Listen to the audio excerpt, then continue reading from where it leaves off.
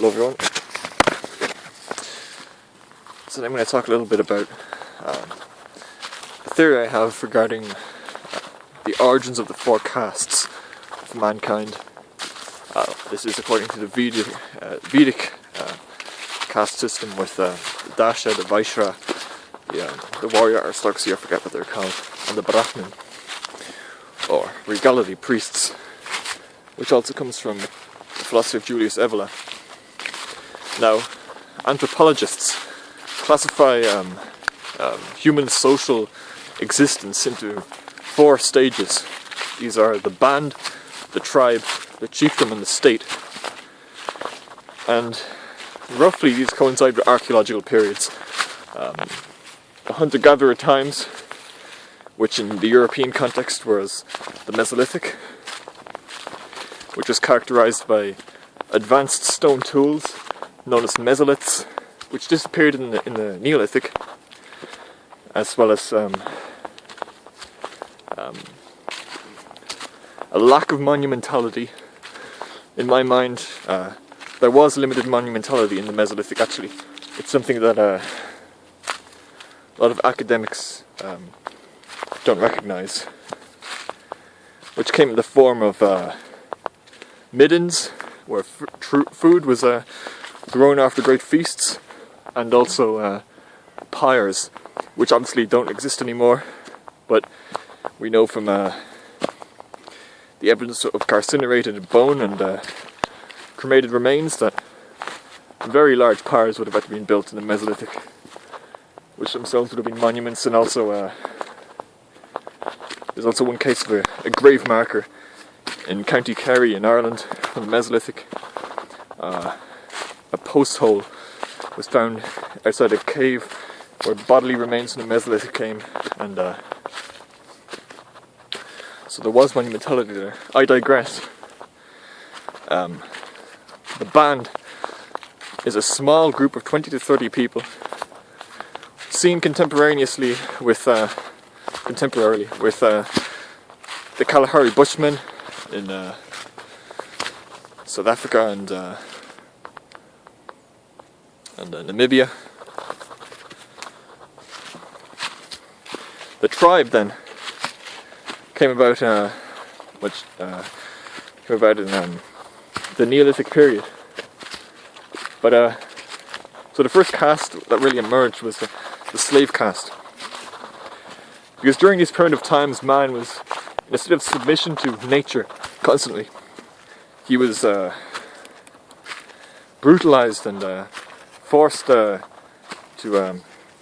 tirelessly strain himself constantly for survival, and the profits which he reaped from nature were very limited.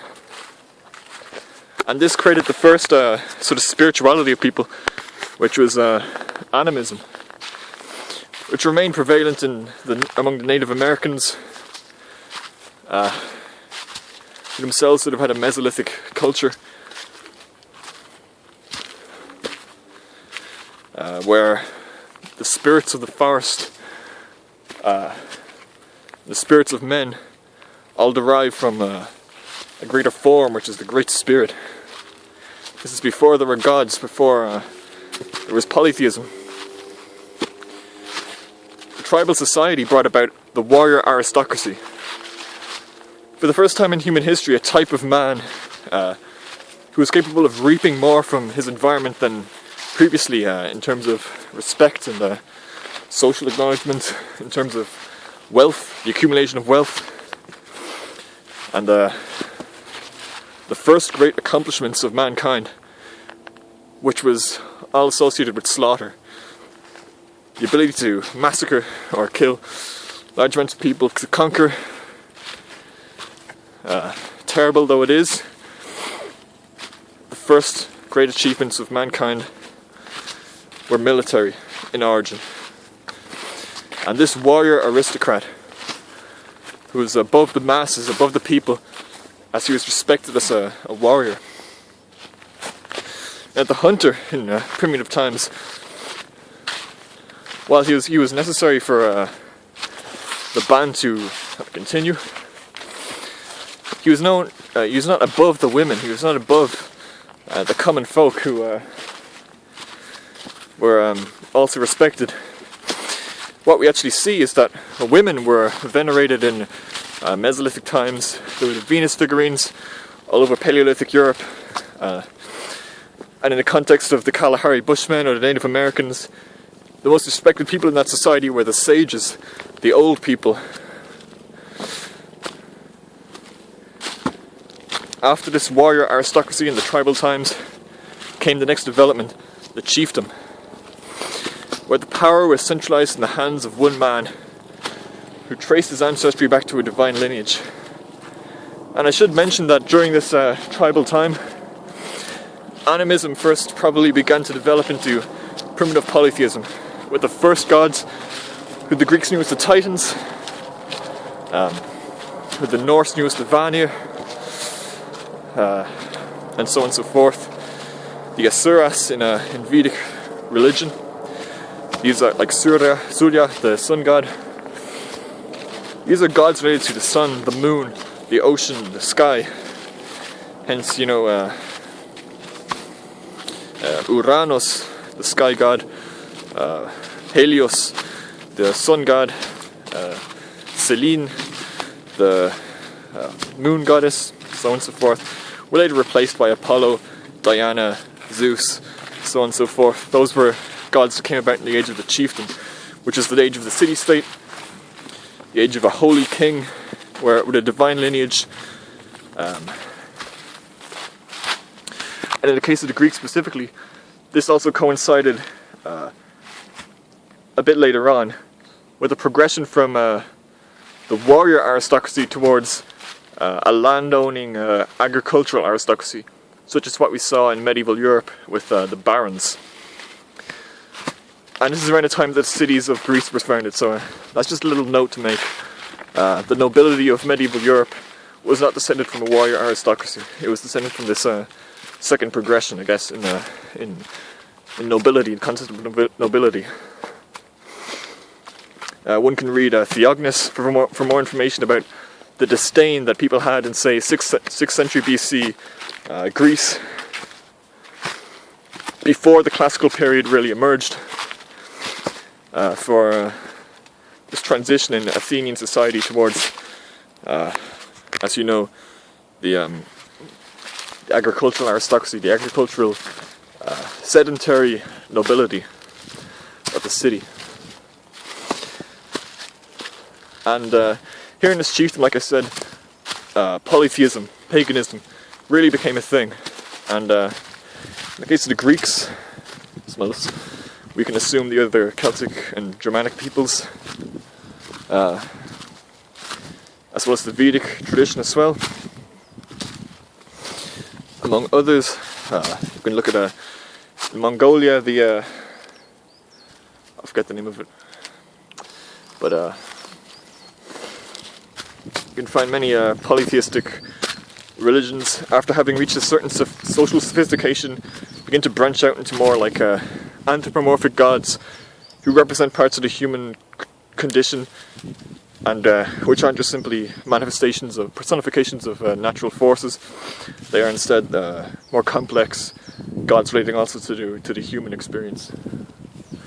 Finally came the state, and with the state came the bureaucratic caste, known as the Vaishya in Vedic mythology, the Vedic religious system. And these Vaishya, they would work as clerks, or secretaries, or merchants, or traders of various kinds. And as we know, in the Roman and Greek tradition, they would worship Mercury or Hermes. And this is really the fourth and final caste. And if you look at society today, which is a statist society, these Vaishya, these bureaucratic castes, are incredibly common. People who have low tolerance to hardship and labour, little respect for tradition, as they are the last traditional group to develop, that makes sense. And relatively high levels of intelligence, varying from middle intelligence towards extreme intelligence, such as the people who rule over us, the corporations and whatnot. And the religion of this final development of the state can loosely, not always, but can loosely be measured up with the development of monotheism. If one looks at Hinduism, there was a definite progression from the Vedic tradition, which is polytheistic and pagan, towards the monotheistic Hindu tradition. People say Hinduism is a form of polytheism. It isn't. All of the gods in Hinduism are forms of Brahma, which is the universal God. And different families might worship each god as like a... because the gods are tangible, you know, Shiva, Vishnu, Krishna. But Brahma is intangible, unknowable, absolute. And so one must worship the form in order to get close to Brahma. So, but essentially it's a form of monotheism. In the Abrahamic religions, again, this is a monotheistic development. Judaism, Islam, Christianity. And same thing in Buddhism, which also originated from a polytheistic origin, the Vedic origin, but which then became a monotheistic religion regarding the worship of Siddhartha or Buddha, who himself was supposedly a man. And in any given society, or state of society, given enough time to develop, it will eventually become monotheistic. And so those are the four castes, those are their origins at the various points in human history. That's all I wanted to say. See you next time.